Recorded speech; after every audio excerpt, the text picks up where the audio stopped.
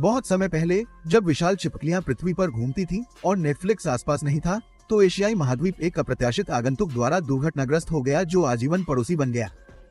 फिर आओ। ठीक है, मैं भारत और इसके आकर्षक इतिहास के बारे में बात कर रहा हूँ, जो समुद्र में तैरते हुए भूमि के एक विशाल टुकड़े के रूप में है। अंक 9 से नीचे आना प्राचीन काल से उन्नत शल्य चिकित्सा। अगर आपको लगता है कि प्लास्टिक सर्जरी एक आधुनिक सुविधा है, तो आप बड़े आश्चर्य में हैं। भारत ने इसे 2500 साल पहले 6ठी शताब्दी ईसा पूर्व में कवर किया था। उस समय कहीं सुश्रुत के नाम से एक उत्कृष्ट चिकित्सक रहते थे। उन्हें सर्जरी के संस्थापक पिताओं में से एक कहा जाता है, और अच्छे कारण के लिए। उनकी सुश्रुत संहिता एक किताब का असली रत्न है। इसमें 1100 से अधिक रोग, सभी प्रकार के औषधीय पौधे और दर्जनों सर्जिकल प्रक्रियाएं शामिल हैं। लेकिन किताब के बारे में शायद सबसे चौंकाने वाली बात यह है कि इसमें नाक के सर्जिकल पुनर्निर्माण का भी वर्णन किया गया है। तो मूल रूप से यदि आप प्राचीन भारत में रहते थे, तो आप अपने लिए नाक का काम करवा सकते थे। ठीक है, शायद यह राइनोप्लास्टी नहीं थी जिसे हम आज एनेस्थीसिया और सभी के साथ जानते हैं, लेकिन यह अभी भी प्रभावशाली है। अंक 8, हीरों का पहला व्यापारी। 18वीं शताब्दी तक भारत दुनिया में हीरों का एकमात्र स्रोत था। जेमोलॉजिकल इंस्टीट्यूट ऑफ अमेरिका के अनुसार इन कीमती पत्थरों को पहली बार ईसा पूर्व 4वीं शताब्दी में खोजा और व्यापार किया गया था। बेशक उस समय औद्योगिक खनन और हीरा प्रसंस्करण का सवाल ही नहीं उठता था, इसलिए भारत के पास इनकी सीमित आपूर्ति ही थी। हालांकि ये ठीक था, क्योंकि मांग समान रूप से सीमित थी। केवल सबसे धनी व्यक्ति ही इस तरह की विलासिता को वहन कर सकते हैं। तब से रूस, बोत्सवाना और कांगो लोकतांत्रिक गणराज्य जैसे देशों ने हीरा उत्पादन में अग्रणी भूमिका निभाई है। लेकिन तथ्य यह है कि सोने के प्रति अपने प्रेम के लिए जाने जाने वाले देश के पास भी लगभग 1000 वर्षों तक हीरे के एकाधिकार को बनाए रखने का डींग हाँकने का अधिकार था। ओ फैंसी। अंक 7, सबसे पुरानी सभ्यताओं में से एक। सभ्य शहरी जीवन, जैसा कि हम जानते हैं कि यह भारत में लगभग 5000 साल पहले का है। ठीक है, उनके पास केंद्रीय हीटिंग या कुछ भी नहीं था। ऐसा नहीं है कि उन्हें इसकी आवश्यकता थी, लेकिन सिंधु घाटी सभ्यता अभी भी प्राचीन दुनिया में सबसे उन्नत थी। प्राचीन इतिहास विश्वकोश कहता है कि 2600 ईसा पूर्व तक दर्जनों कस्बे और शहर उस सभ्यता के थे। और मुझे कहना होगा, उनके पास अपने समय के लिए काफी आरामदायक जीवन था। घरों में स्नानघर और कुएं होते थे और हर शहर में जल निकासी की व्यवस्था होती थी। सामाजिक परिस्थितियां भी उस समय की अन्य सभ्यताओं से कहीं बेहतर थी। उसके ऊपर प्राचीन भारतीयों के पास एक गंभीर रूप से रहस्यमय लेखन प्रणाली थी, जिसे वैज्ञानिक आज भी समझ नहीं पाए हैं। कौन जानता है कि ये प्राचीन ग्रंथ क्या चमत्कार छिपाते हैं।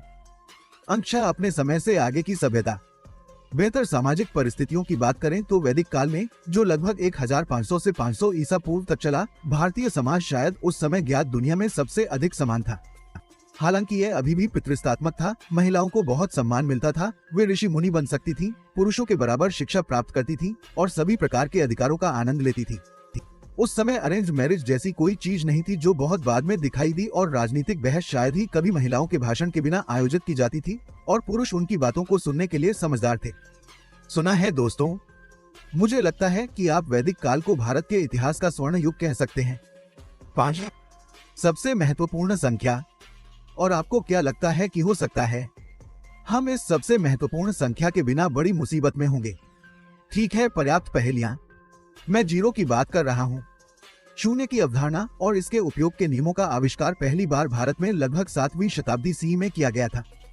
इससे पहले कुछ नहीं के विचार को एक संख्या के रूप में भी नहीं माना जाता था।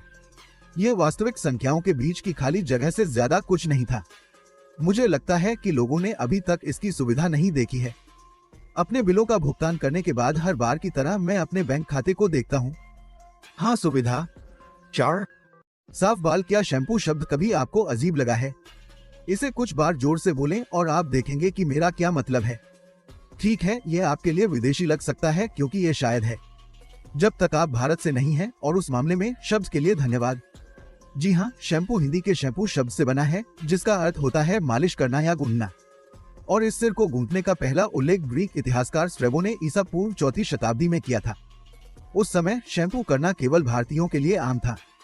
उन्होंने विभिन्न जड़ी बूटियों और अर्क से अपने सिर की मालिश की और फिर अपने बालों को साफ रखने के लिए उन्हें पानी से धो लिया। शैम्पू का उपयोग करने का चलन यूरोप में 1000 साल बाद 19वीं सदी की शुरुआत में आया था। ऐसा लगता है कि पकड़ने में काफी समय लगा। 3, गणित और खगोल विज्ञान की प्रतिभा। प्राचीन भारत में गणित और खगोल विज्ञान 1500 ईसा पूर्व या उससे भी पहले दो प्रमुख विषय थे। लेकिन यकीनन भारत के महानतम दिमागों में से एक 5वीं शताब्दी सी में रहते थे। उनका नाम आर्यभट्ट था और उन्होंने खगोल विज्ञान पर एक ग्रंथ लिखा जो बाद के कई अध्ययनों का आधार बना।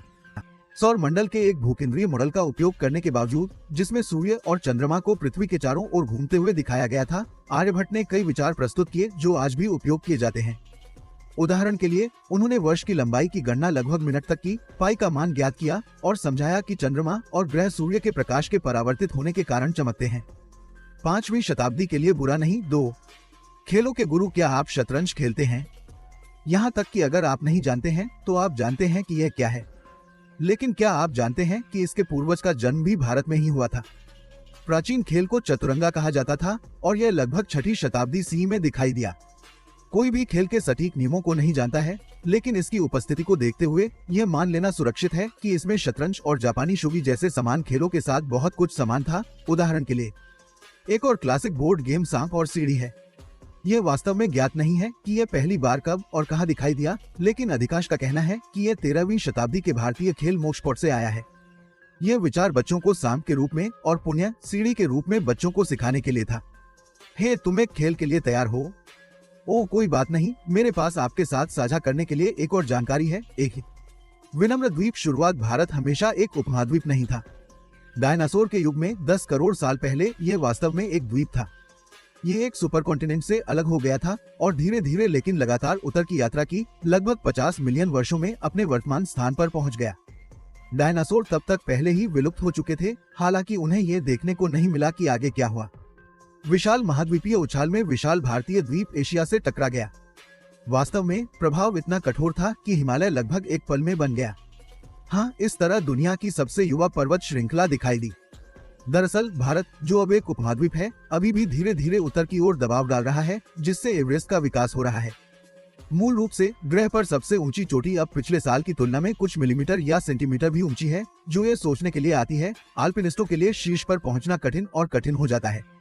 बेहतर होगा कि बाद में अपनी बकेट लिस्ट में से किसी एक को जल्द से जल्द पार कर लें। क्या आप भारत के इतिहास के बारे में कोई अन्य स्पष्ट या चौंकाने वाले तथ्य जानते हैं?